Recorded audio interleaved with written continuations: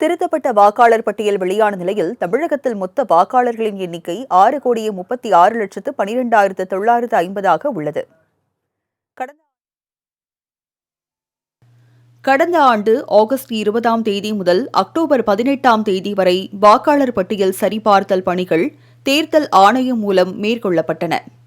பின்னர் வாக்காளர் பட்டியல் திருத்தத்துக்கான விண்ணப்பங்கள் பெறப்பட்டு பரிசீலிக்கப்பட்ட போது 14,02,132 விண்ணப்பங்களில் 13,80,163 விண்ணப்பங்கள் ஏற்கப்பட்டு பெயர்கள் சேர்க்கப்பட்டன.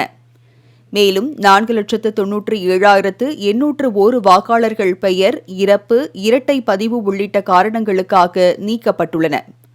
அந்த வகையில் தமிழகத்தின் மொத்த வாக்காளர்களின் எண்ணிக்கை 6,36,12,950 இருப்பதாக மாநில தேர்தல் ஆணையம் தெரிவித்துள்ளது. அதன்படி ஆண் வாக்காளர்களின் எண்ணிக்கை 3,11,74,027 பெண் வாக்காளர்களின் எண்ணிக்கை 3,24,29,803 இருப்பதாகவும் தெரிவிக்கப்பட்டுள்ளது. குறிப்பாக 3ஆம் பாலின வாக்காளர்களின் எண்ணிக்கை 9,120 உள்ளது. சென்னையை பொறுத்தவரை மொத்த வாக்காளர்களின் எண்ணிக்கை 40,15,878 உள்ளது.